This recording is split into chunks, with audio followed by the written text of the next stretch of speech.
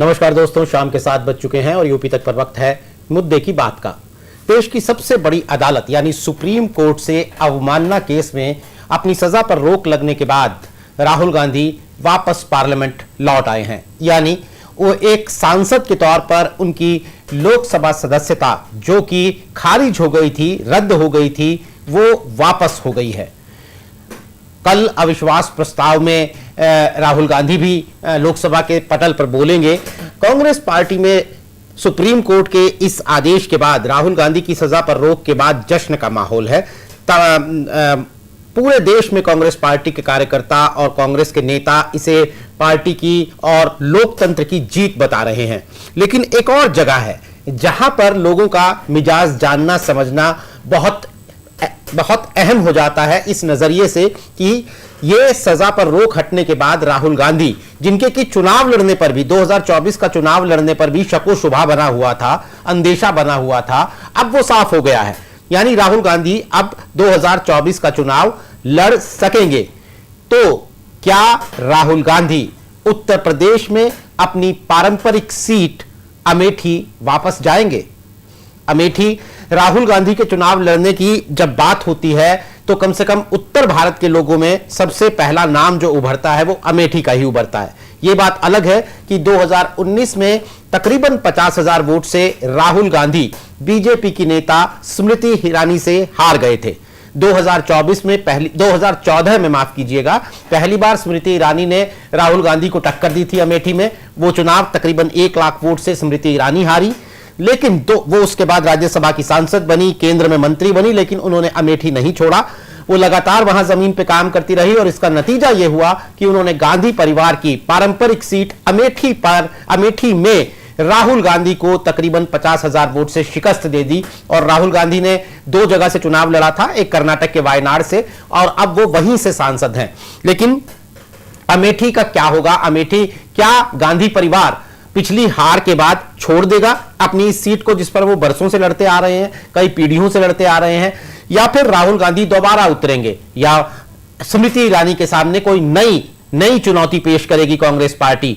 प्रियंका गांधी को लेकर भी बहुत सी चर्चाएं हैं, सोनिया गांधी के चुनाव लड़ने ना लड़ने को लेकर भी बहुत सी चर्चाएं हैं। अखिलेश यादव जो कि विपक्षी गठबंधन INDIA यानी इंडिया का हिस्सा हैं, उन्होंने भी एक बार ताल ठोकी थी कि वो अमेठी रायबरेली में वॉकओवर नहीं देंगे। तमाम सवालों पर बात करने के लिए और इस राजनीति को समझने के लिए मेरे साथ मौजूद हैं वरिष्ठ पत्रकार यूसुफ अंसारी। यूसुफ अंसारी देश की राजनीति पर पिछले तकरीबन 2 दशक से ज्यादा उनकी रिपोर्टिंग रही है, उनकी पत्रकारिता रही है, और खास तौर पर कांग्रेस पार्टी पर उनकी पकड़ बेहद मजबूत है। बारीकी से उनकी कांग्रेस पार्टी की नब्ज पर यूसुफ अंसारी की नजर रहती है। बहुत सालों तक उन्होंने वो पार्टी बहुत करीब से एक रिपोर्टर के तौर पर कवर भी की है। तो सबसे पहला सवाल यूसुफ आपसे यही है कि क्या राहुल गांधी 2019 की हार के बाद 2024 में अमेठी वापस नहीं जाएंगे, या फिर 2024 में वो वापस जाएंगे क्योंकि परिस्थितियां बहुत बदली हुई हैं? लेकिन नीरज, अभी पक्के तौर पर इस बारे में कुछ नहीं कहा जा सकता कि राहुल गांधी दोबारा अमेठी जाएंगे या अमेठी नहीं जाएंगे, वायनाड से लड़ेंगे। राहुल गांधी कोई नई सीट भी चुन सकते हैं अपने लिए। तो बहुत सारी संभावनाएं है और लोकसभा का चुनाव में अभी अच्छा खासा वक्त बाकी है। अप्रैल और मई में चुनाव होने हैं, तो अभी से इस बारे में कयास लगाना, कयास तो खैर लगा ही सकते हैं, लेकिन पक्के तौर पर अभी कुछ नहीं कहा जा सकता, क्योंकि इस तरह के डिसीजन एकदम आखिरी वक्त में होते हैं। और मुझे याद है 2004 में जब राहुल गांधी को चुनाव मैदान में उतारा गया था पहली बार, तो उस दिन की प्रेस कॉन्फ्रेंस एक अनोखी प्रेस कॉन्फ्रेंस थी। अंबिका सोनी प्रेस कॉन्फ्रेंस करने आई थी, पार्टी के महासचिव थी, और ये हमारी याद में उस वक्त भी ये पहला मौका था कि जब लोकसभा उम्मीदवारों के एक एक नाम का ऐलान प्रेस कॉन्फ्रेंस में किया गया कि कौन सी सीट से कौन लड़ेगा। एक लंबी चौड़ी लिस्ट थी और उसमें आखिरी नाम राहुल गांधी का आया था, और उससे पहले सोनिया गांधी का नाम अमेठी के बजाय रायबरेली और आखिरी नाम अमेठी राहुल गांधी अनाउंस किया गया था। तो एक चौंकाने वाला फैसला था। हालांकि इस बात की अटकलें काफी पहले से लग रही थी। तो राहुल गांधी ने जब 2019 में 2 सीटों से लड़ने का फैसला किया था, वो भी एकदम आखिर में हुआ था। हालांकि उसकी भूमिका पहले बननी शुरू हो गई थी। करीब 1 साल भर पहले केरल की कांग्रेस कमेटी ने राहुल गांधी से रिक्वेस्ट की थी कि लोकसभा का चुनाव वो केरल से लड़े और अपने आप को केरल से कनेक्ट करें, साउथ इंडिया से कनेक्ट करें। तो जैसे 2014 में नरेंद्र मोदी ने दो जगह से चुनाव लड़ा था, बड़ौदा से और बनारस से। तो गुजरात के वो रहने वाले हैं और यूपी को करेक्ट करने के लिए उन्होंने बनारस से चुनाव लड़ा। तो इसी तरह से राहुल गांधी को राय दी गई थी कि वो वहां से लड़े, और वहां के जो सांसद थे उस वक्त के, उन्होंने राहुल गांधी के अपनी सीट खाली करने की भी पेशकश की थी। तो अभी ये इस तरह की कवायद कांग्रेस में कोई शुरू नहीं हुई है, कहीं से कोई ऐसा प्रस्ताव नहीं आया राहुल गांधी के लिए। और चूंकि आज ही राहुल गांधी की लोकसभा की सदस्यता बहाल हुई है, इससे पहले ये अटकलें लग रही थी कि अगर सुप्रीम कोर्ट से भी राहुल गांधी को राहत नहीं मिलती है तो अगला चुनाव वो नहीं लड़ पाएंगे, बल्कि अगले 8 साल तक चुनाव नहीं लड़ पाएंगे। तो बहरहाल ये आज ही चूंकि उनकी सदस्यता बहाल हुई है और अब कल अविश्वास प्रस्ताव पर चर्चा होगी, तो हो सकता है आने वाले दिनों में इसको लेकर तस्वीर साफ हो कि क्या राहुल गांधी अमेठी दोबारा लौटना चाहते हैं या अमेठी की सीट पर वो किसी और को लड़ाना चाहते हैं। हालांकि कांग्रेस में एक चर्चा ये भी है काफी दिनों से कि कांग्रेस अध्यक्ष मल्लिकार्जुन खड़गे को अमेठी से चुनाव लड़ाया जा सकता है। सिर्फ चर्चाएं हैं, ना किसी ने प्रस्ताव किया है, ना इसकी कोई पुष्टि करता है। लेकिन एक इमेज उभारने के लिए, क्योंकि गठबंधन की सरकार बनेगी, और जहां तक मुझे लगता है कि अगर कांग्रेस की सरकार, यानी अगर इंडिया नाम का गठबंधन सत्ता में आता है, तो उस गठबंधन का नेतृत्व करने के लिए राहुल गांधी से ज्यादा उपयुक्त माना जा रहा है कि मल्लिकार्जुन खड़गे होंगे। तो उसको एक कस देने के लिए ये भी कांग्रेस में चर्चा है कि मल्लिकार्जुन खड़गे को उत्तर प्रदेश में अमेठी या किसी और महत्वपूर्ण सीट से चुनाव लड़ाया जा सकता है। उस पोजीशन में, चूंकि खड़गे एक दलित फेस है, और जब उन्हें कांग्रेस अध्यक्ष बनाया गया था तो इस बात को काफी प्रचारित किया गया था कि कांग्रेस के एक दलित नेता खड़गे हैं। तो उत्तर प्रदेश में मायावती इस वक्त शून्य पर है, मतलब सियासत में उनकी कोई एक्टिविटी बहुत ज्यादा नहीं है, लेकिन उनके पास वोट अच्छा खासा है, पिछली बार 10 सीटें जीती थी। तो अगर खड़गे को लाया जाता है अमेठी से तो एक कांग्रेस को फायदा हो सकता है, दलित कांग्रेस की तरफ खिसक सकते हैं। तो इन तमाम स्ट्रेटेजीज पर कांग्रेस के अंदर भी चर्चा चल रही है। राहुल गांधी क्या फैसला लेंगे, क्योंकि वो फैसला उन्हें खुद लेना है, तो इसलिए अभी पक्के तौर पर नहीं कह सकता है।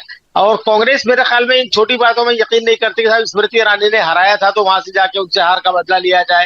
राजनीति में हार जीत चलती रहती है, हर चुनाव नया चुनाव होता है, और पार्टी एक बड़े कैनवस पे सोचती है। कांग्रेस पार्टी इस वक्त जो है वो बहुत बड़े कैनवस पे सोच रही है, वो बहुत बड़ी कैनवस पे, क्योंकि उसका जो असल मकसद है वो सत्ता में वापसी है। किसी एक सीट को जीतना या किसी एक सीट पे किसी को हराना उसका मकसद नहीं है। तो मुझे नहीं लगता कि इन सब चीजों पे अभी कोई ठोस रणनीति बनी होगी या कोई ठोस फैसला हुआ होगा, इसमें भी वक्त लगेगा।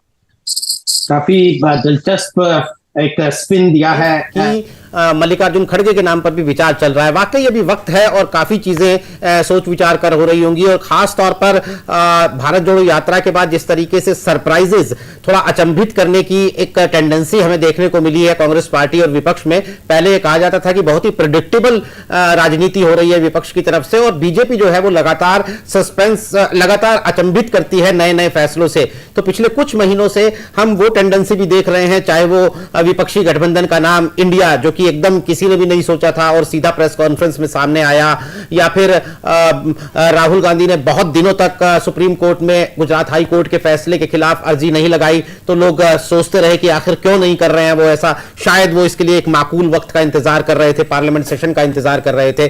तो ये एक अचंभित करने वाली टेंडेंसी भी हमें देखने को मिली है।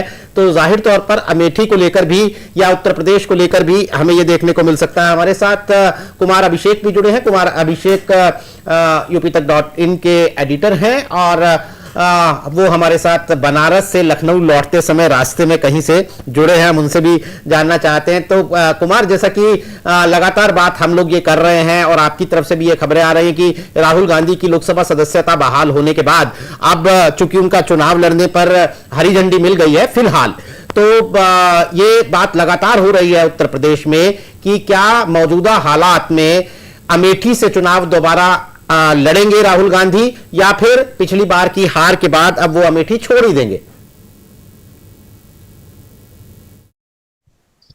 देखिए नीरज, ये बात तो बिल्कुल फैक्ट है कि कांग्रेस की स्ट्रेटेजी क्या है ये अभी कोई नहीं बता सकता। जिस तरीके से यूसुफ जी कह भी रहे थे, जैसे बीजेपी अपने फैसलों से चौंकाती रही है, या यूं कह लें कि ऊपर के शीर्ष बीजेपी के दो नेताओं को छोड़ दें, प्रधानमंत्री और गृह मंत्री के अलावा जल्दी बहुत बड़े जो फैसले हैं वो उसके नीचे लोगों को नहीं पता होते। कांग्रेस में भी ये किसी को नहीं पता होगा कि राहुल गांधी क्या सचमुच अब दोबारा अमेठी लड़ेंगे या नहीं। लेकिन हम अपने अनुभव से या फिर जो कांग्रेस के लोगों में जो चर्चा है उस आधार पर मुझे ये लगता है, मैं अपनी बात कह रहा हूं क्योंकि कुछ लोगों से जो मैंने बात की है या जो एक माहौल इस वक्त चाहे अमेठी में कांग्रेस के लोगों में दिख रहा हो या फिर लखनऊ में कांग्रेस के लोगों में दिख रहा हो, उन्हें लगता है कि राहुल गांधी अमेठी से जरूर लड़ेंगे। और उसकी वजह यह है कि राहुल गांधी की जो एक छवि बनी है वो एक योद्धा की छवि बनी है कि वो लड़ने वाले हैं, हार नहीं मानने वाले। तो क्या सचमुच वो अमेठी से के बाद अमेठी छोड़ देंगे, ये बड़ा सवाल है। मुझे लगता है कि अमेठी से हारने के बाद राहुल गांधी अमेठी नहीं आए, ये बात वहां के लोगों को भी कहीं ना कहीं, ऐसे लोग जो कांग्रेस की जीत देखना चाहते थे, ऐसे लोग जिन्हें लगता है कि राहुल गांधी के हारने का जिन्हें दुख है, ऐसे लोगों को ये बातें चुभ रही। जो कांग्रेस के नेता हैं उनका ये मानना है और कुछ चर्चाएं निकली भी हैं, वो ये कि शायद प्रियंका गांधी, शायद सोनिया गांधी इस बार रायबरेली का चुनाव नहीं लड़ेगी। तो एक चर्चा ये है कि रायबरेली से प्रियंका और अमेठी से राहुल, अब ये चुनाव दोनों लड़ सकते हैं। अब मेरा मानना है कि शायद राहुल गांधी अमेठी छोड़ेंगे भी तब जब वो एक बार अमेठी को जीत लेंगे। ये मैं अपने अनुभव के आधार पर ये कहना चाहता हूं क्योंकि मुझे लगता है कि बहुत आसानी से एक बार हार जाएं और हार करके छोड़ करके चले जाएं, ये मुझे नहीं लगता। फिर मैं दोहराऊंगा कि ये स्ट्रेटजी कांग्रेस को ही मालूम होगी, कांग्रेस के शीर्ष नेतृत्व को ही मालूम होगी कि क्या करना है अमेठी का। लेकिन मैं जितने लोगों से मैंने बात की है, मुझे ये लगता है कि अब राहुल गांधी न सिर्फ दोबारा सोचेंगे या उनके बैक ऑफ माइंड चीजें होंगी, बल्कि उत्तर प्रदेश कांग्रेस का भी उन पर दबाव भी होगा, कांग्रेस के लोग भी चाहेंगे। और अब अगर राहुल वहां आएंगे अमेठी,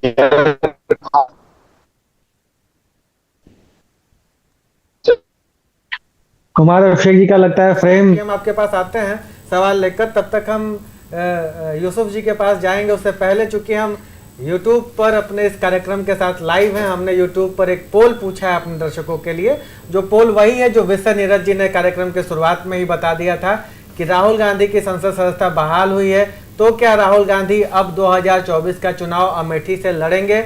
और इसी सवाल पर चर्चा के लिए हम लोग इस पर आज बातचीत कर रहे हैं कि अगर राहुल गांधी इस जो नई संभावनाएं बनी हैं, अब उसके बाद उत्तर प्रदेश में उनके लिए क्या संभावना है, कांग्रेस के लिए क्या संभावना है, इससे विपक्ष की ताकत में क्या इजाफा होगा या इसको किस तरीके से लिया जाना चाहिए। यूसुफ जी हमारे साथ में। यूसुफ जी, जैसा आपके परिचय में नीरज जी ने बताया कि आपके पास एक लंबा अनुभव है कांग्रेस को कवर करने का, एक बात मैं अपने दर्शकों के लिए या यूपी की जनता के समझने के लिए ये समझना चाहूंगा कि ये तो दिगर बात है कि राहुल गांधी लड़ेंगे कि नहीं लड़ेंगे, जैसा कि कुमार अभिषेक जी भी कह रहे हैं कि हाल के दिनों में राहुल गांधी ने अपनी छवि एक योद्धा के तौर पर निर्मित की है, जो लड़ता हुआ नजर आ रहा है, जीत या हार के सवाल से परे। लेकिन एक एक्सपर्ट के तौर पर मैं ये जानना चाहूंगा कि जो अभी वर्तमान राजनीतिक हालात हैं, क्या राहुल गांधी को वैसे राजनीतिक हालात में उत्तर प्रदेश की अमेठी की सीट से लड़ने का फैसला करना चाहिए? इस पर आपकी क्या राय है कि क्या राहुल गांधी को अमेठी की सीट से चुनाव लड़ना चाहिए या नहीं? वो लड़ेंगे या नहीं अलग बात है, क्या राहुल गांधी को यह कदम उठाना चाहिए? नहीं, मुझे तो लगता है कि राहुल गांधी को अमेठी से चुनाव लड़ना चाहिए। इसलिए भी लड़ना चाहिए कि वो उनकी एक परंपरागत सीट रही है और पिछली बार चुनाव वो हारे थे। और अगर राहुल गांधी ये बात कहते हैं, और जैसे कि उन्होंने साबित भी किया कि साहब वो योद्धा हैं और लड़ते हैं, और अपने भाषणों में पहले भी वो कहते रहे हैं, तो उस हिसाब से अगर आप देखें तो इस अमेठी से चुनाव राहुल गांधी को लड़ना चाहिए। और साथ में वायनाड पर भी है और दोनों सीट पर भी चुनाव लड़ सकते हैं। और मुझे लगता है दोनों सीट पर भी अगर वो चुनाव लड़ेंगे तो इसका एक पॉजिटिव मैसेज जाएगा, एक अच्छा असर कांग्रेस के लिए होगा। और उत्तर प्रदेश में से जो खबरें आ रही हैं, वो खबरें आ रही हैं कि उत्तर प्रदेश में कांग्रेस धीरे धीरे रिवाइव कर रही है लोकसभा चुनाव के लिए। विधानसभा चुनाव और लोकसभा चुनाव दोनों का पैटर्न अलग है। अब जब मतदाता यूपी का वोट डालने के लिए निकलेगा तो वो उत्तर प्रदेश में किसी को मुख्यमंत्री बनाने के मकसद से नहीं निकलेगा, अब वो निकलेगा केंद्र में सरकार बनाने के लिए। और सरकार बनाने के लिए केंद्र में समाजवादी पार्टी या बीएसपी केंद्र के सत्ता के दावेदार नहीं, सत्ता के दावेदार बीजेपी है और कांग्रेस है। बाकी समाजवादी पार्टी या बीएसपी जो है उसमें केंद्र की सरकार बनाने में उनकी भूमिका हो सकती है, बड़ी भूमिका, बहुत बड़ी भूमिका नहीं होगी, छोटी भूमिका हो सकती है। तो मतदाता उस हिसाब से अपना फैसला करेगा। उत्तर प्रदेश में बीजेपी ऑलरेडी मिशन 80 की मुहिम चला रही है और 80 की 80 सीटें जीतना उसका मकसद है। कितनी जीत पाती है ये एक अलग बात है, लेकिन उसके मुकाबले कांग्रेस चाहेगी कि उत्तर प्रदेश में कांग्रेस को पिछली बार सिर्फ एक सीट मिली थी, रायबरेली सीट कांग्रेस जीती थी। इस बार कांग्रेस चाहेगी कि कम से कम 2 अंकों में, 10-11 सीटें कांग्रेस जीते। तो उसके हिसाब से अगर देखें तो राहुल गांधी की मौजूदगी बेहद जरूरी लगती है। राहुल गांधी अगर खुद यूपी के चुनाव में होंगे तो कांग्रेस के जो बाकी उम्मीदवार होंगे उनका भी हौसला बढ़ेगा और उनको एक जोश रहेगा कि उनका नेता लड़ रहा है। क्योंकि प्रधानमंत्री पद के दौड़ में राहुल गांधी है। कांग्रेस कार्य समिति का प्रस्ताव है कि कांग्रेस जब भी सत्ता में आएगी राहुल गांधी उसके प्रधानमंत्री पद के दावेदार या उम्मीदवार होंगे। तो प्रस्ताव भी पलटा नहीं गया है कार्य समिति का प्रस्ताव। तो गठबंधन में कौन करेगा कुछ ये एक अलग बात है। लेकिन जैसे 2004 में सोनिया गांधी डिफेक्टो उम्मीदवार थी प्रधानमंत्री पद के लिए, अटल बिहारी वाजपेयी के खिलाफ लड़ रही थी। आज नरेंद्र मोदी के खिलाफ अगर राहुल गांधी खड़े हैं मजबूती के साथ, सबसे ज्यादा आक्रामक बोल रहे हैं और एक नेशनल पार्टी के नेता है, तो वो स्वाभाविक रूप से प्रधानमंत्री पद के दावेदार भी हैं और उम्मीदवार भी हैं। गठबंधन राजनीति में वो बनेंगे कि नहीं बनेंगे, या सोनिया गांधी की तरह खुद भी वो एक तरह से खड़गे को आगे करेंगे, किसी और को आगे करेंगे, ये एक अलग बात है। लेकिन अभी जो प्रधानमंत्री नरेंद्र मोदी के मुकाबले जो फाइट में है, जो सीधी टक्कर में है, वो राहुल गांधी है। तो सेनापति जब खुद मैदान में होता है तो उससे उसकी सेना और दूसरे जो सैनिक होते हैं उनका हौसला बुलंद होता है। तो उस लिहाज से अगर देखें तो राहुल गांधी को उत्तर प्रदेश में अमेठी से चुनाव लड़ना चाहिए, नतीजा चाहे उसका जो भी हो। मुझे ऐसा लगता है। बहुत महत्वपूर्ण बात आपने कही, क्योंकि 2022 के चुनाव में जिस तरीके से प्रियंका गांधी एक्टिव थी, रिजल्ट कांग्रेस के पक्ष में रहा हो चाहे ना रहा हो, लेकिन एक मोमेंटम प्रियंका बनाने में सफल हो गई थी और ये जरूर कहा गया कि कांग्रेस के कार्यकर्ताओं में एक ऊर्जा आई। तो ठीक 2024 में भी अगर राहुल गांधी इस तरह का कोई फैसला लेते हैं, अमेठी नहीं छोड़ते हैं, तो हो सकता है उसका एक पॉजिटिव संदेश कांग्रेस के कार्यकर्ताओं पर जाए। और कहा भी जा रहा है नीरज जी की हवा भी बदल रही है। राहुल गांधी की भारत जोड़ो यात्रा के बाद उनकी छवि में भी एक अलग तरीका का निखार आया है। कुमार अभिषेक जी, मैं आपके पास आता हूँ। आज जब राहुल गांधी की संसद सदस्यता बहाल हुई तो कई तरह की प्रतिक्रियाएं, संसद में तो त्योहारी माहौल कांग्रेस ने बना दिया। डीएमके तृणमूल कांग्रेस के भी सांसद मिठाई खाते नजर आए मल्लिकार्जुन खड़गे के हाथों। लेकिन उत्तर प्रदेश की भी प्रतिक्रियाएं काफी काबिल गौर रही। पहले तो अखिलेश यादव की प्रतिक्रिया आई, उससे पहले भी वो प्रतिक्रिया राहुल गांधी को लेकर लगातार दे रहे हैं। डिंपल यादव जो कुछ ही मुद्दों पर बोलती हैं, सिलेक्टिव मुद्दों पर अपनी राय रखती हैं, उनकी प्रतिक्रिया भी सामने आई। उन्होंने राहुल गांधी को बधाई दिया। तो ये जो राहुल गांधी की संसद सदस्यता को लेकर आज हम लोग चर्चा कर रहे हैं, अमेठी सीट को लेकर, इसको जरा बड़े फलक पर भी देखे जाने की जरूरत है। उत्तर प्रदेश में हम लोग लगातार 7 बजे के शो में ये डिबेट कर रहे हैं कि पूरे देश में इंडिया का जो माहौल नजर आ रहा हो, लेकिन यूपी में एक तरह का मतलब शिथिलता नजर आ रही है। कोई स्पष्ट Akhilesh Yadav PDA plus India दोनों की बात करते हैं, सीट शेयरिंग फॉर्मूले को लेकर अक्सर सवाल खड़े होते हैं।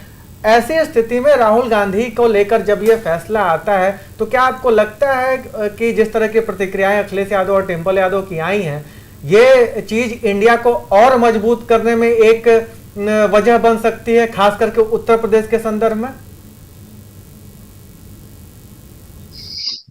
देखिए अमीश, मुझे लगता है आपके प्रश्न को 2 भागों में देखना चाहिए। पहला तो ये कि इनकी जो प्रतिक्रियाएं आई हैं उन प्रतिक्रियाओं को हम कैसे देखें। तो देखिए, राहुल गांधी इस वक्त बीजेपी के खिलाफ या प्रधानमंत्री मोदी के खिलाफ सबसे सशक्त चेहरा है, इसमें कोई दो राय नहीं है, और ये सबसे सशक्त चेहरा बनकर उभरे। अब ये पैन इंडिया वो चेहरा कितना बड़ा होता है ये तो बाद की बात है। आज के समय में प्रधानमंत्री मोदी अपने आप में बहुत बड़े चेहरे के तौर पर मौजूद हैं, और अगर उनको कोई किसी स्तर तक टक्कर दे रहा है तो राहुल गांधी है, खास करके उनकी इस भारत जोड़ो यात्रा के बाद। तो मुझे ये जो जितनी प्रतिक्रियाएं आप बता रहे हैं, चाहे अखिलेश यादव की हो या डिंपल यादव की हो, देखिए ये एक नेचुरल प्रतिक्रिया है। कोई भी विपक्ष का नेता, विपक्षी गठबंधन का नेता, उसके गठबंधन के किसी बड़े नेता को या सबसे प्रोमिनेंट नेता को अगर इतनी बड़ी राहत मिलती है तो ये बड़ा स्वाभाविक सा एक रिएक्शन है जिसे हम मान रहे हैं। मुझे लगता है कि देश के तो तमाम बड़े गठबंधन के दूसरे नेताओं ने भी अपनी प्रतिक्रियाएं दी है। लेकिन उत्तर प्रदेश में जो एक कोल्ड रिस्पॉन्स की आप बात कर रहे हैं, तो वो भी इसके साथ साथ पैरेलल दिखाई देता है, इसमें कोई दो राय नहीं। देखिए, कांग्रेस की प्रतिक्रिया एक होती है और कांग्रेस से इतर जो दूसरे दल है उसकी प्रतिक्रिया अलग होती है। तो एक औपचारिक प्रतिक्रिया, मैं इसे औपचारिक प्रतिक्रिया मानता हूं, जो अखिलेश यादव ने या डिंपल यादव ने दिया, कोई बहुत ऐसा नहीं है कि मतलब घी के दिए जलाने जैसी ये कोई प्रतिक्रिया है। लेकिन हाँ, ये बात जरूर है कि उत्तर प्रदेश में आने वाले दिनों में जब गठबंधन की बात होगी तब अलग तरीके से बात होगी। अखिलेश यादव ने, आपने अच्छा किया पीडीए का जिक्र कर दिया, अखिलेश यादव इंडिया के अलावा दूसरा तो कोई और किसी नारे का जिक्र नहीं कर रहा। यानी कि अगर हम दूसरे गठबंधनों की बात कर ले तो किसी ने अपना स्थानीय कोई नारा किसी ने नहीं दिया है। लेकिन अखिलेश यादव ने जो पीडीए का नारा दिया था, अब उस पीडीए के नारे पर दोबारा लौटे हैं। तो ये एक इशारा करता है कि उत्तर प्रदेश में जो रीजनल पार्टीज, खास करके गठबंधन में जो समाजवादी पार्टी है, उसका अपना एक स्टैंड है। वो कांग्रेस के साथ तो रहेगी, लेकिन वो बहुत मामलों में कांग्रेस की हर बात मान ले या कांग्रेस के साथ कॉम्प्रोमाइज कर ले, खासकर सीटों को लेकर के।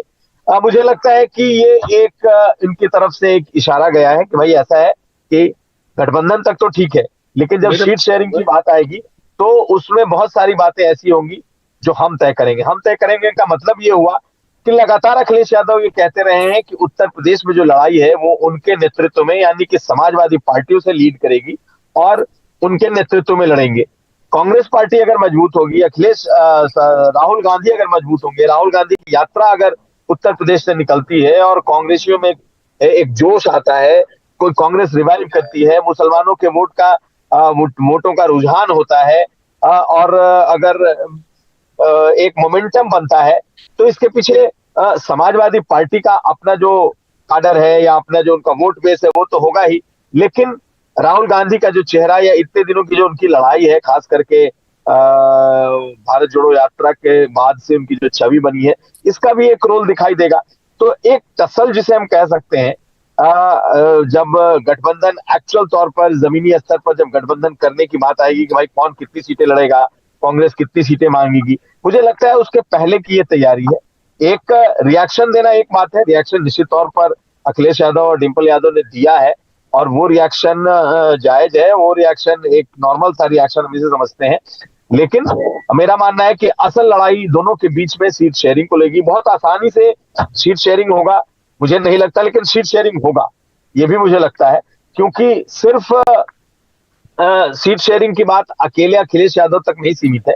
ये एक बहुत बड़ा एक वोटर वर्ग है जो कि जिसका कि एक मनोवैज्ञानिक दबाव है, उसे ये लगता है कि दो जगह लड़ने का कोई मतलब नहीं है। ऐसी स्थिति में एक वॉर ऑफ नर्व्स जिसे हम कह सकते हैं दोनों पार्टियों के बीच दिखाई देगा और ये उसी की तैयारी दिखाई दे रही है। बड़ा कोल्ड सा रिस्पॉन्स है। अब राहुल गांधी उत्तर प्रदेश को कितना तवज्जो देते हैं ये हमें देखना होगा। अगर राहुल गांधी ने सचमुच उत्तर प्रदेश पर फोकस किया, तवज्जो ज्यादा दिया, तो निश्चित तौर पर इस तरीके का जो कोल्ड रिस्पॉन्स है ये तब तक दिखाई देगा जब तक पूरे तरीके से सीटों का बंटवारा नहीं हो जाता। और अगर कांग्रेस ने इसी तरीके से उत्तर प्रदेश को इग्नोर रखा तो और गर्माहट दिखाई देगी। ये तो जिसे कहते हैं ना वॉर ऑफ इंटरेस्ट है। पॉलिटिकल पार्टियों के अपने अपने छत्रपों के इंटरेस्ट है कि भाई हमारी जमीन कमजोर ना हो। बेशक राहुल गांधी आए, कांग्रेस पार्टी आए, अगर उनकी जमीन पर कोई फर्क नहीं पड़ता, सियासी जमीन पर, तो वो उसका स्वागत करेंगे, इस्तेमाल करेंगे। लेकिन जब उन्हें लगेगा कि भाई सब कुछ मेरी पार्टी के जरिए चलना है, मेरे काडर, मेरे वोट बैंक के जरिए चलना है और उसमें अगर ज्यादा जमीन की मांग होगी तब दोनों के बीच में प्रॉब्लम आएगा। तो रिएक्शन तक तो ठीक है, रिएक्शन के आगे की जो लड़ाई है वो थोड़ी बड़ी है। हमेश बिल्कुल। दरअसल 2024 के भी आने शुरू हो गए हैं, यानी आने वाले दिनों में चुनावों के नतीजों को लेकर एक राय बननी शुरू हो गई है। लेकिन हम एक बार पहले बात कर लेते हैं जो चुनाव हो चुके हैं उनकी। तो यूसुफ भाई, 2022 के विधानसभा चुनावों के नतीजों पर अगर नजर डालते हैं हम, तो रायबरेली जो कि फिलहाल लोकसभा सीट भी कांग्रेस के पास है, वहां की 6 विधानसभा सीटों में से 4 जो है वो समाजवादी पार्टी जीत गई थी और अगर हम बात करें अमेठी की, तो अमेठी में भी 2022 में 4 विधानसभा सीटों में कांग्रेस के हाथ कुछ नहीं लगा था। 2 भाजपा जीती थी और 2 सपा जीती थी। यानी सपा ने रायबरेली और अमेठी में काफी अच्छा प्रदर्शन किया था। शायद इसी का नतीजा था कि जब तक ऑपोजिशन यूनिटी यानी इंडिया की बात नहीं हुई थी, उससे पहले जब एक तीखे तेवरों में राहुल गांधी और अखिलेश यादव आपस में चल रहे थे, तब अखिलेश यादव ने ताल ठोकी थी कि हम वॉक ओवर नहीं देंगे कांग्रेस पार्टी को अमेठी रायबरेली में। लेकिन अब परिस्थितियां बदल चुकी हैं। जैसा कि अभी अमीश ने बताया कि राहुल गांधी के सजा पर रोक हटने के बाद सबसे पहले आने वाली प्रतिक्रियाओं में से एक अखिलेश यादव की प्रतिक्रिया थी। डिंपल यादव उस पर प्रतिक्रिया दे रही हैं। लगातार इंडिया की बात कर रहे हैं अखिलेश यादव। वो अपने पीडीए को भी लेकर चल रहे हैं, लेकिन इंडिया की बात कर रहे हैं। यानी परिस्थितियां बदली हुई हैं। ऐसी सूरत में आपको लगता है कि अगर इंडिया के सीट शेयरिंग फॉर्मूले में ये सीटें जाहिर तौर पर कांग्रेस के हिस्से आती हैं, अगर हटा रहा हूं, अगर वो सीट शेयरिंग फॉर्मूला बनेगा तो जाहिर तौर पर सीटें कांग्रेस के हिस्से में आएंगी, तो समाजवादी पार्टी की ताकत भी साथ में जुड़ी होगी कांग्रेस पार्टी के साथ और जीत की संभावनाएं बढ़ेंगी। देखिए, इसमें अगर मगर का तो सवाल ही नहीं है। अगर कांग्रेस और समाजवादी पार्टी के बीच सीट शेयरिंग होगी तो जाहिर सी बात है अमेठी और रायबरेली कांग्रेस के खाते में आएगी। और मेरे ख्याल में जब इतना महत्वपूर्ण चुनाव हो रहा है लोकसभा का, जहां जिसमें देश का भविष्य टिका हुआ है और अपोजिशन के लिए करो या मरो की स्थिति है, तो वहां इतनी तंग जहनी के साथ सीट शेयरिंग के लिए लोग नहीं बैठेंगे। और मुझे लगता है कि 2009 की तरह के तल्ख हालात नहीं होंगे समाजवादी पार्टी कांग्रेस के बीच सीट शेयरिंग को लेकर के। उस वक्त जब समाजवादी पार्टी ने यूपीए की सरकार को बचाया था और 2008 में और 2009 में जब चुनाव हुए थे, तो ये माना जा रहा था कि दोनों के बीच गठबंधन होगा। तो उस वक्त कांग्रेस 30 सीटें मांग रही थी और समाजवादी पार्टी कांग्रेस को 10-12 सीटें से ज्यादा देने को तैयार नहीं थी। दिग्विजय सिंह तब प्रभारी महासचिव थे, रीता बहुगुणा कांग्रेस की अध्यक्ष हुआ करती थी। तब दिग्विजय सिंह ने कहा था कि भाई 10-12 सीटें लेके हम करेंगे क्या, 20 सीटें तो हम वैसे ही जीत रहे हैं। और यही बात रीता बहुगुणा ने कही थी और बाद में ये बात सच साबित हुई। कांग्रेस 21 सीटें जीती थी और बाद में कांग्रेस एक और सीट जीती थी। तो 2009 में कांग्रेस उत्तर प्रदेश में लोकसभा में सबसे बड़ी पार्टी बनी थी 22 सीटों के साथ। तो कांग्रेस उसके बाद लगातार 14 में और 19 में कांग्रेस का एकदम सफाया हुआ है। तो आधार तो 2009 को कांग्रेस लेके चल रही है और कांग्रेस ये मान के चल रही है कि साहब अगर उत्तर प्रदेश में हमें किसी से समझौता नहीं भी करते हैं तो हम अकेले भी 10-12 सीटें जीतने की पोजीशन में आ जाएंगे। कांग्रेस के अंदरों अंदर ये चीजें चल रही। कांग्रेस के जो डेटा है और कांग्रेस के जो स्ट्रेटेजिस्ट है वो इस बात मानते हैं।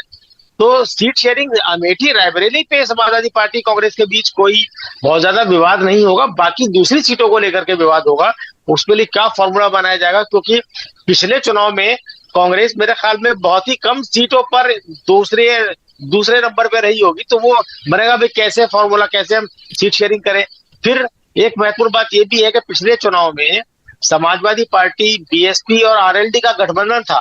तो जहां समाजवादी पार्टी का उम्मीदवार था वहां बीएसपी का नहीं था, जहां बीएसपी का था वहां समाजवादी पार्टी का नहीं था या आरएलडी का नहीं था। तो अब ये कैसे पता चला, तीनों पार्टी अलग हो गई या आरएलडी या समाजवादी पार्टी अभी तक साथ है, बीएसपी अलग हो चुकी है। तो ये कैसे पता चलेगा भाई कौन किसका दावा मजबूत है। तो इसको लेकर के तो दुश्वारियां दोनों के सामने आने वाली हैं। लेकिन हाँ, सीटों को लेकर के काफी रस्साकशी होगी। लेकिन मुझे लगता है कि एक समझ ये पैदा हो रही है कि साहब अगर चुनाव जीतना है तो छोटे हितों को त्यागना होगा एक बड़े हित के लिए। बड़ा हित है लोकसभा का चुनाव जीतना।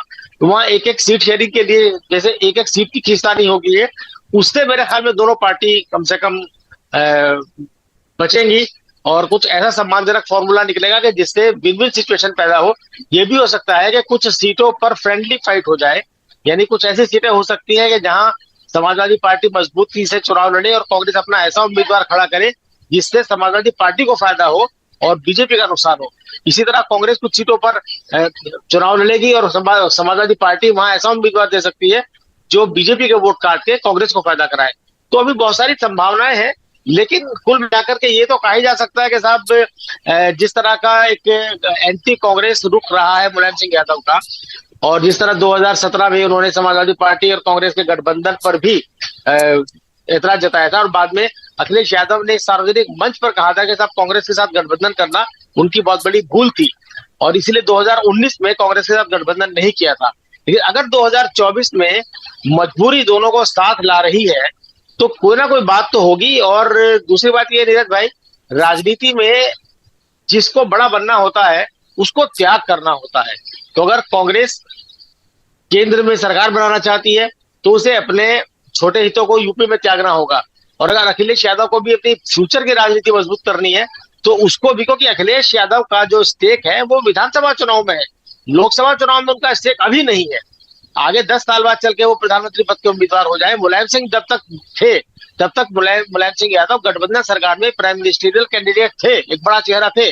और ये भी माना जाता है कि 1997 में जब देवगौड़ा को हटाया था तो उस वक्त मुलायम सिंह का नाम भी प्रधानमंत्री पद के लिए आया था। उनके घर पे एसपीजी भी लग गई थी। ये सब तमाम चर्चाएं हैं, उसमें कितनी सच्चाई है, कितनी हकीकत है, कितना फसाना है, ये एक अलग बात है। लेकिन मुलायम सिंह का वो कद था कि प्रधानमंत्री पद अगर गठबंधन की तरफ से बने तो वो एक नाम था उनका। अखिलेश यादव के साथ वो चीज नहीं है। तो भी अखिलेश यादव को फोकस करना है कि विधानसभा में, पिछली बार भी आपके प्रोग्राम में मैंने ये बात कही थी कि अगर समाजवादी पार्टी और कांग्रेस के बीच कोई राजनीतिक गठबंधन होता है उत्तर प्रदेश में तो उसका सबसे अच्छा रूप ये हो सकता है कि अखिलेश यादव कांग्रेस को लोकसभा में मजबूत करे, आगे चल के कांग्रेस अखिलेश यादव को विधानसभा में मजबूत कर सके। तो ये एक फॉर्मूला निकल सकता है। इस फॉर्मूले में कांग्रेस ने कई और राज्यों में गठबंधन किए हैं। तो ये एक शुरुआत यहाँ से इस 2019 के चुनाव से हो सकती है और इसके लिए दोनों को बड़ा दिल दिखाना होगा। बिल्कुल। मैं अपने कांग्रेस पार्टी की तरफ से जब माथापच्ची हो रही थी उत्तर प्रदेश की रणनीति को लेकर तो कुछ खबरें आई थी जिनके मुताबिक 19 सीटों पर कांग्रेस पार्टी जो है वो फोकस कर रही है। ये वो सीटें हैं जहां 2014 और 2019 में कांग्रेस पार्टी या तो नंबर 1 पर रही या नंबर 2 पर रही, और अगर नंबर 3 पर भी रही तो 1 लाख से ज्यादा वोट मिले। तो 2019 की अगर हम बात कर लें तो रायबरेली में तो जीती थी, अमेठी में दूसरे नंबर पर रही, फतेहपुर सीकरी में राज बब्बर दूसरे नंबर पर रहे, कानपुर में श्री प्रकाश जायसवाल दूसरे नंबर पर रहे। इसके अलावा अकबरपुर, सहारनपुर, हमीरपुर, लखनऊ, वाराणसी, उन्नाव, ये वो सीटें हैं जहां तीसरे नंबर पर कांग्रेस रही लेकिन 1 लाख से ज्यादा वोट मिले।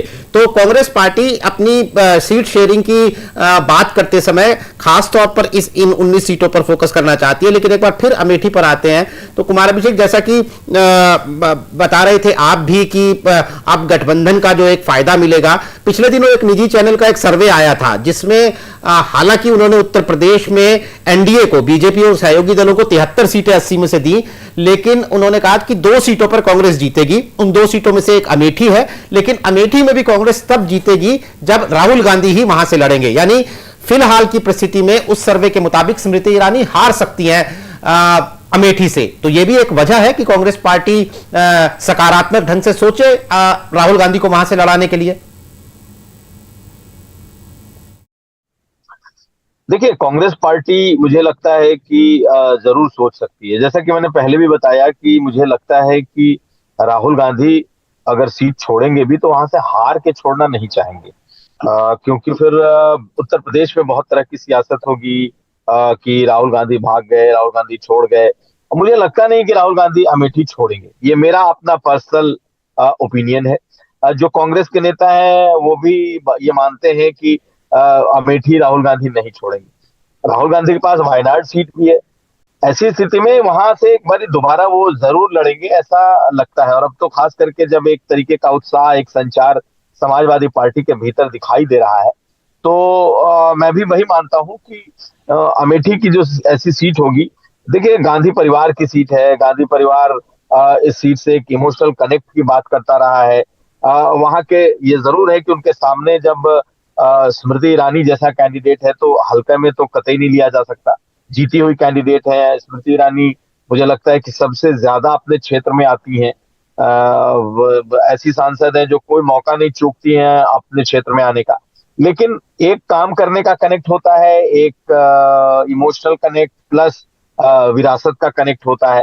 तो उस लिहाज से राहुल गांधी कतई अपनी ये सीट छोड़ देंगे, मैं ऐसा नहीं मानता। और उत्तर प्रदेश में जितनी भी सीटें कांग्रेस पार्टी लड़ना चाहती है, जो अभी यूसुफ जी कह भी रहे थे, मुझे लगता है कि आपने देखा होगा जो बेंगलुरु की बैठक हुई उसमें राहुल गांधी ने एक इशारा भी किया और उन्होंने ये कहा कि हम बड़ा दिल दिखाएंगे। हम जरूर उत्तर प्रदेश और बिहार इन 2 जगहों पे हम थोड़ी जमीन अगर कंसीड भी करनी पड़े तो हम करेंगे। ये बात वहां से निकल करके आई। तो इसका मतलब ये है कि राहुल गांधी और कांग्रेस उत्तर प्रदेश में अखिलेश यादव को स्पेस देने को तैयार है कि भाई ठीक है, आप नेतृत्व करो जो आप चाहते हो, लेकिन एक सम्मानजनक सीट कांग्रेस भी चाहेगी। अब ये सम्मानजनक सीटों की संख्या क्या होगी? क्या 22 सीटें उन 2009 में जो जीती थी उस संख्या पे कांग्रेस बार्गेन करेगी, या जैसा कि अखिलेश यादव या फिर समाजवादी पार्टी के भीतर की जो आवाज है जो हमें समझ में आ रही है वो ये है कि 1 दर्जन 12 13 14 सीटों तक समाजवादी पार्टी भी देने को तैयार होगी, या फिर इन दोनों के बीच का कोई आंकड़ा 17-18 सीटें ऐसी होंगी जहां पर कांग्रेस पार्टी लड़ना चाहेगी। मुझे लगता है उत्तर प्रदेश में देखिए काउंट बहुत इंपॉर्टेंट नहीं है, सीट इंपॉर्टेंट है। क्योंकि अगर देखें तो समाजवादी पार्टी अपने सबसे कह सकते हैं कि अच्छे दौर में जब सबसे मजबूत समाजवादी पार्टी रही है तब उसने 36 या 38 सीटें हाईएस्ट जीती हैं 80 में से। ऐसी स्थिति में 40 से ज्यादा सीटें अगर वो पार्लियामेंट में हारी है तो मुझे नहीं लगता कि वो उसके लिए काउंट इंपॉर्टेंट है। अब मुस्लिम सीटों पर समाजवादी कांग्रेस पार्टी की नजर होगी। मुस्लिम सीटें समाजवादी पार्टी की सबसे मजबूत सीटें हैं। अगर आप यादव और मुस्लिम सीटें समाजवादी पार्टी को दे भी दे तो जो मुस्लिम बहुल सीटें हैं जहां समाजवादी पार्टी दावा कर रही है, यहां तक कि आरएलडी के रहते हुए वहां भी समाजवादी पार्टी की पश्चिम में अपनी दावेदारी है कि भाई ये सीटें हम लड़ेंगे। आप देखिए मुजफ्फरनगर तक में उनका दावा है, वहां उन्होंने प्रभारी बना रखा है, सहारनपुर है। इस तरह की जितनी सीटें हैं उस पर इनका दावा अपना मौजूद है। तो मुझे लगता है लड़ाई वहां जाकर फंसेगी। मुरादाबाद की सीट है, सहारनपुर, अमरोहा, नगीना, इस तरह की जितनी सीटें हैं इन सब सीटों पर मामले फंसेंगे। अब लखनऊ कांग्रेस पार्टी को देने में समाजवादी पार्टी को दिक्कत नहीं है, वाराणसी ले लो, आप कानपुर ले लो, आप उन्नाव ले लो, इन सब सीटों में समाजवादी पार्टी को बहुत प्रॉब्लम नहीं आएगी। लेकिन ऐसी सीटें जहां पर कांग्रेस को लगता है कि वो मजबूत हो रही है, जहां पर लगता है कि एक ऐसा वोट बैंक है जो उसकी तरफ आकर्षित हो रहा है, मैं मुस्लिम वोट बैंक की बात कर रहा हूं, वहां पर इन्हें थोड़ी समस्या आएगी सीटों के एडजस्टमेंट में। लेकिन फिर भी मेरा मानना है कि जब एक बड़े कॉज को लेकर के ये सब सामने आ रहे हैं, एक के बाद एक इंडिया की मीटिंग्स हो रही है, अब कन्वेनर भी बनाए जाएंगे, मुझे लगता है कोई इंडिया का गठबंधन का अध्यक्ष भी बनाया जाएगा। ऐसी स्थिति में बहुत सारी बातें बिहाइंड द कर्टन होंगी, पर्दे के पीछे होंगी।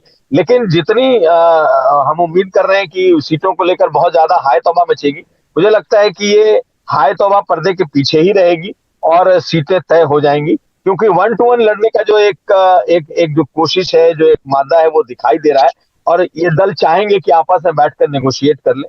तो मुझे लग रहा है कि हम भले चर्चा कर लें, लेकिन जो उसके भीतर के जिम्मेदार लोग हैं वो ये जरूर जानते हैं कि ये गठबंधन भी जरूरी है, ये गठबंधन भी होना है और कैसे इसे लेकर बहुत ह्यूमन क्राई ना मचे इसका भी ख्याल रखना है।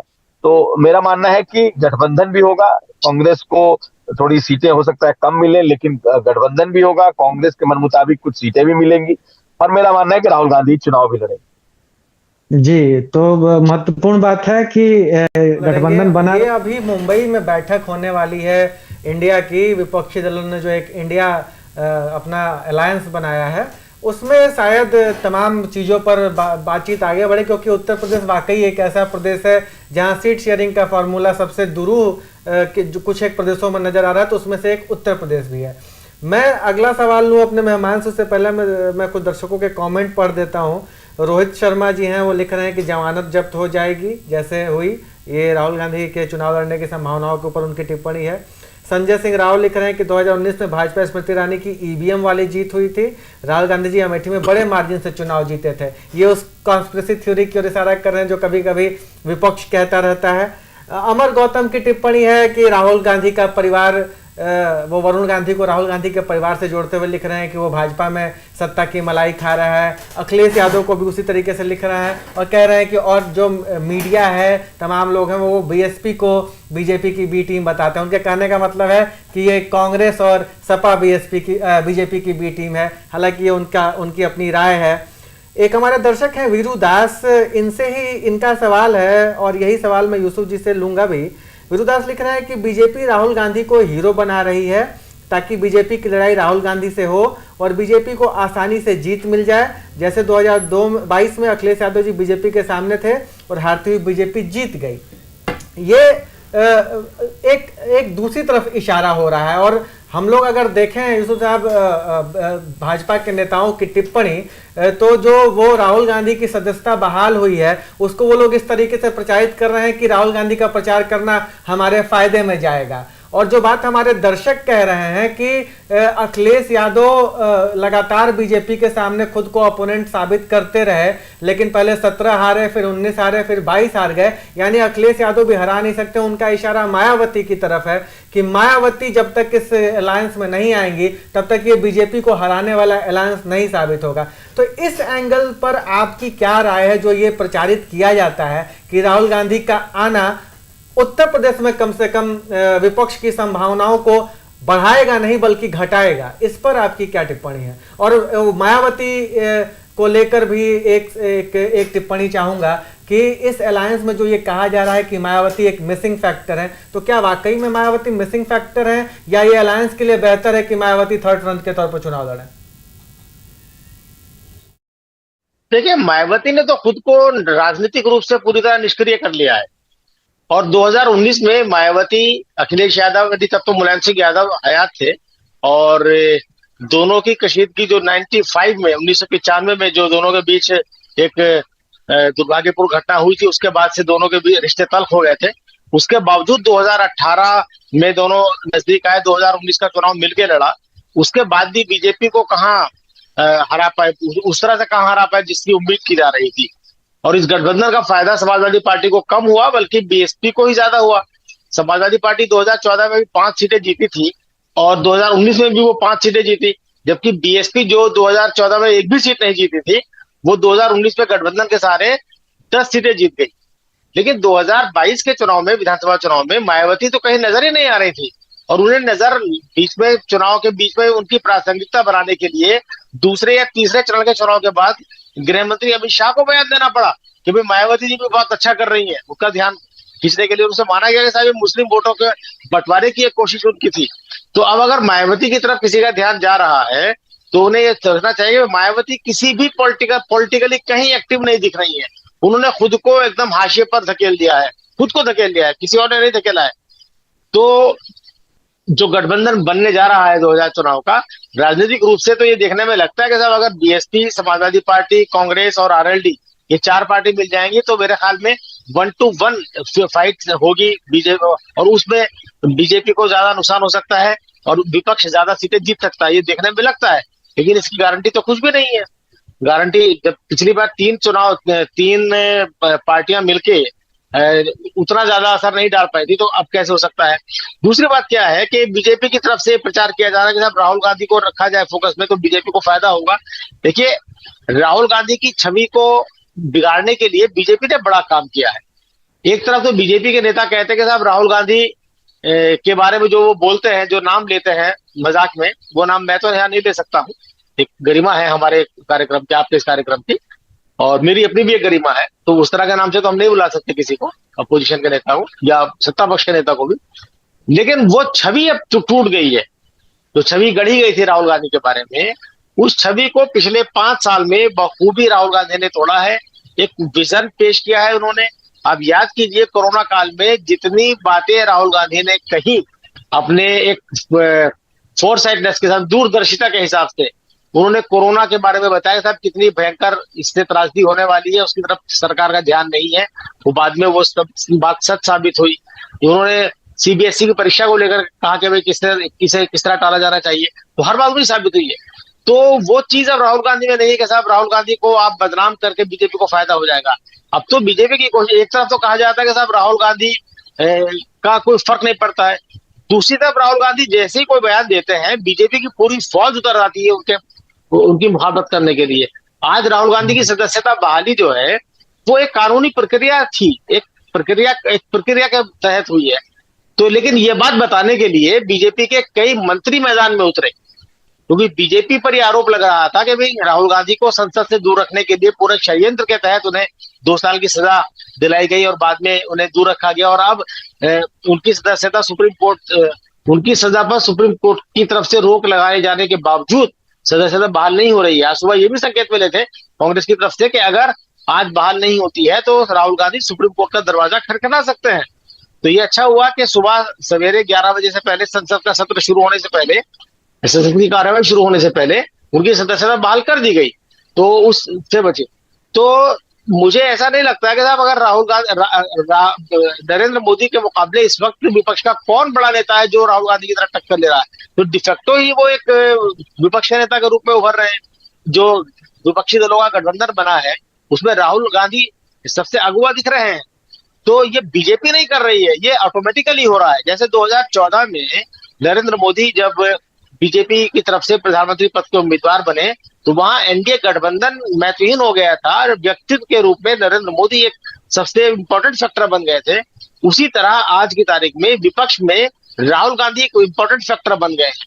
तो ये बीजेपी नहीं कर रही है अपने फायदे के लिए, ये ऑटोमेटिकली हो रहा है। जो पॉलिटिकल डायनेमिक्स चल रही है उसमें राहुल गांधी उभर कर आए हैं। भारत जोड़ो यात्रा के बाद से राहुल गांधी की छवि में बहुत ज्यादा निखार आया है। और जिस तरह से राहुल गांधी ने अब हाल के दिनों में अगर आप देखें भारत जोड़ो यात्रा के बाद और खासकर उनकी सदस्यता, लोकसभा की सदस्यता रद्द होने के बाद जो राहुल गांधी ने सक्रियता दिखाई है, मोदी अगर डाल रहे हैं तो राहुल गांधी ने पात अपने आप को रखा है।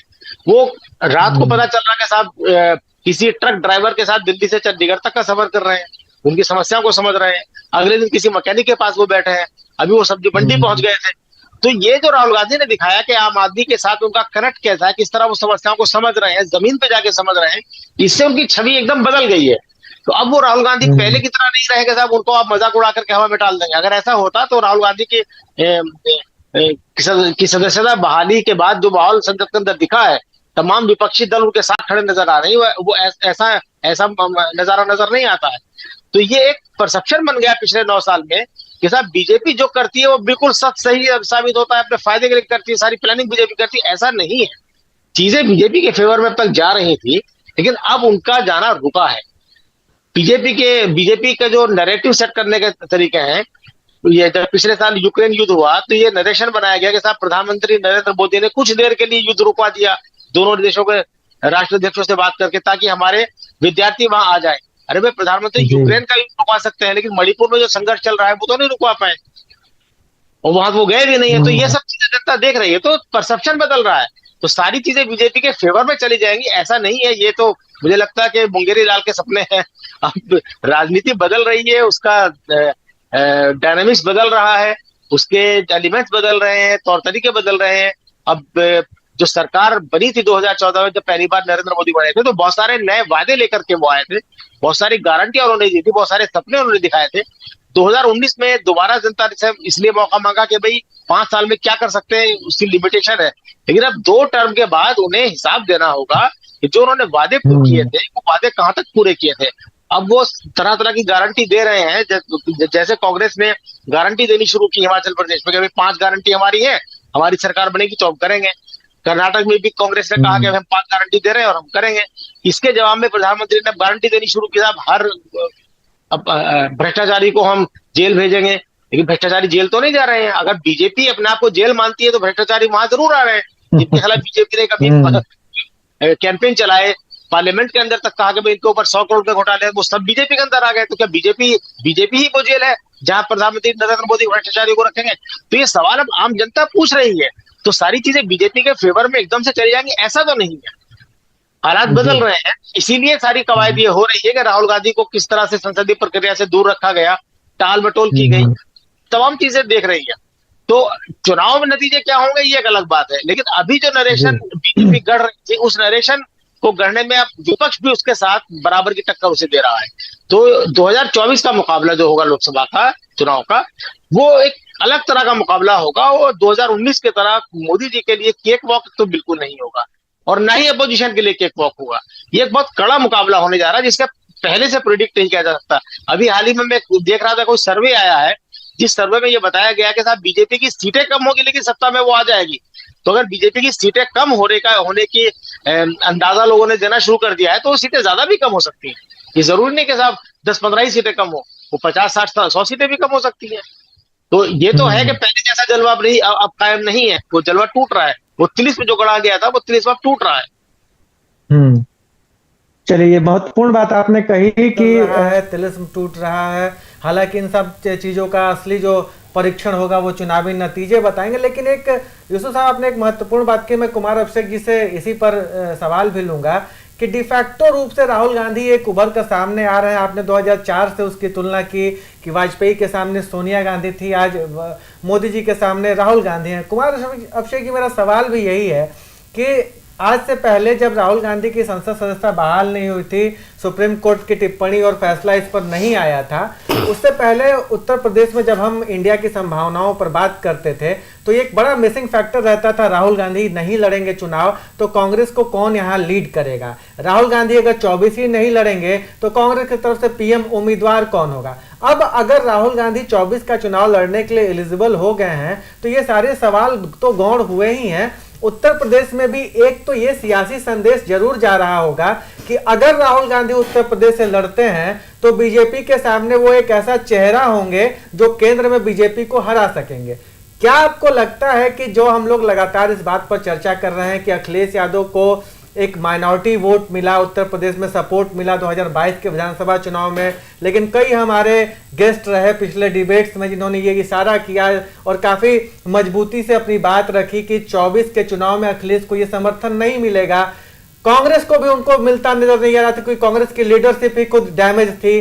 अब जबकि कांग्रेस की लीडरशिप फिर से उस तेवर में नजर आ रही है, अखिलेश साथ खड़े नजर आ रहे हैं, तो क्या आपको लगता है कि विपक्षी वोटों की गोलाबंदी 2019 से मजबूत स्थिति में रहेगी इस बार 24 में इस फैक्टर की वजह से?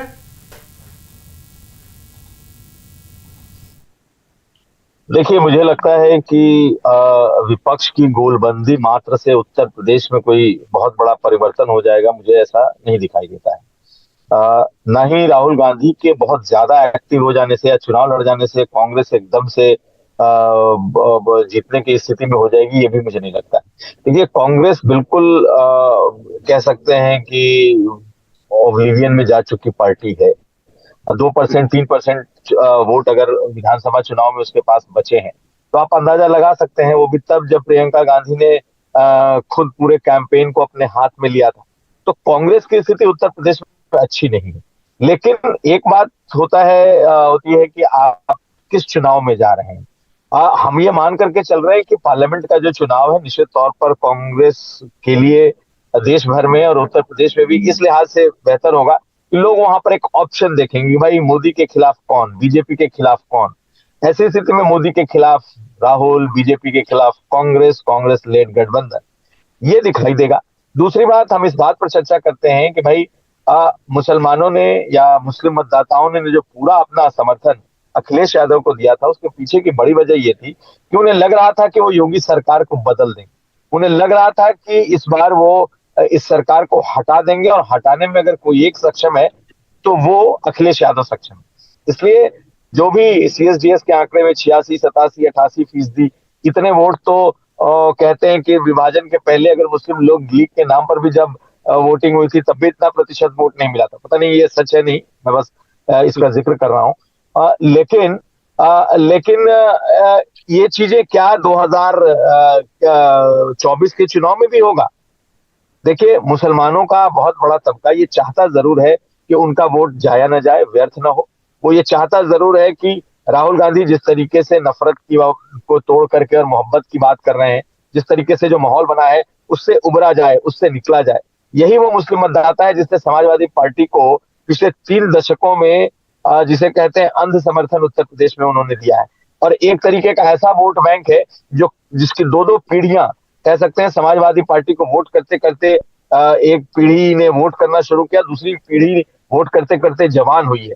तो एक मुस्लिम जो वोट का ये है कि भाई मुसलमानों ने सपा को अपनाया था, लेकिन अब कांग्रेस के प्रति उनका रुझान साफ दिखाई देता है। और ये भी बात फैक्ट है कि जो चुनाव है वो प्रधानमंत्री का चुनाव है। ऐसी स्थिति में मेरा मानना है कि कांग्रेस पार्टी जहां मजबूती से लड़ती हुई दिखाई देगी वहां एक मुश्त वोट जाएगा। कांग्रेस जहां मजबूती से लड़ती हुई नहीं दिखाई देगी फिर वहां ये वोट बटेंगे। और अगर मेरा मानना है कि चूंकि 1 to 1 लड़ाई होगी, इसलिए जितनी सीटों पर कांग्रेस लड़ेगी वहां पूरा का पूरा वोट उन्हें मिलेगा। जो बाकी सीटों पर सपा या दूसरे लोग लड़ेंगे वहां उनको पूरा वोट जाएगा। लेकिन कांग्रेस बहुत मजबूत हो जाएगी जमीन पर, मुझे अभी ऐसा नहीं दिखता। इसलिए क्योंकि जो कांग्रेस का अपना ओरिजिनल वोट बैंक रहा है वो उसके पास अभी आता हुआ नहीं दिखता, वो उसके पास नहीं है, मेरा अपना मानना है। मुसलमान जो वोट है वो सबसे बड़ा उनका आधार सिर्फ इसलिए है क्योंकि ये पार्लियामेंट का चुनाव होने जा रहा है और केंद्र में जो एक बहुत बड़ा, सिर्फ मुस्लिम ही नहीं, जो एंटी मोदी वोट है उसको भी आप उसमें जोड़ें, सिर्फ मुसलमान की बात ना करें, जो नहीं चाहते हैं कि दोबारा से बीजेपी आए, जो नहीं चाहते हैं कि मोदी आए, या जो ऐसे लिबरल लोग हैं या फिर जो कांग्रेसी लोग हैं, ये तमाम वोट जो है ये मुझे लगता है कि इकट्ठा होंगे, इसमें भी कोई दो राय नहीं है। 1-to-1 लड़ाई में बीजेपी को कई जगहों पर मुश्किल का भी सामना करना पड़ेगा, लेकिन कांग्रेस मुझे बहुत ज्यादा ऐसी अकेले दम पर चुनौती देती हुई नहीं दिखाई। बिल्कुल। तो कांग्रेस नेता राहुल हाल गांधी ही के बाद से विपक्ष की राजनीति में और देश की राजनीति में एक हलचल है, और साथ ही हलचल है उत्तर प्रदेश की राजनीति में, क्योंकि राहुल गांधी फिलहाल भले ही वायनाड से सांसद हों, लेकिन उन्होंने अपने लोकसभा करियर की शुरुआत 2004 में अमेठी से की थी। 2009 और 2014 में भी वो वहां से जीते थे। 2019 में हार गए थे, लेकिन अब चर्चा है कि 2024 में क्या दोबारा अमेठी से चुनाव लड़ेंगे राहुल गांधी। हमारे एक्सपर्ट्स कुमार अभिषेक और यूसुफ अंसारी को ये मानना है कि राहुल गांधी लड़ेंगे, ये उन्हें लगता भी है और राहुल गांधी को लड़ना चाहिए, ये भी उनका एक विशेषज्ञ के तौर पर उनका ये एक मत है। साथ ही यही मत है हमारे दर्शकों का। YouTube पर दोस्तों हमने सीधा सीधा आपसे सवाल पूछा था कि क्या अमेठी से चुनाव लड़ेंगे राहुल गांधी, तो हमारे इस कार्यक्रम को लाइव देखने वाले 84% दर्शकों का कहना है कि हां, अमेठी से चुनाव लड़ेंगे राहुल गांधी, और 16%, सिर्फ 16% ये कह रहे हैं कि वो अमेठी से चुनाव नहीं लड़ेंगे। तो 2024 के लोकसभा चुनाव की तरफ बढ़ती देश की और उत्तर प्रदेश की इस राजनीति में हर दिन नए नए मोड़ सामने आ रहे हैं। यूपी तक की नजर इन तमाम राजनीतिक गतिविधियों पर बनी रहेगी। आज कार्यक्रम में हमारे साथ जुड़ने के लिए यूसुफ अंसारी, कुमार अभिषेक, आपका बहुत बहुत शुक्रिया। तमाम दर्शकों का आभार। आज के लिए नमस्कार।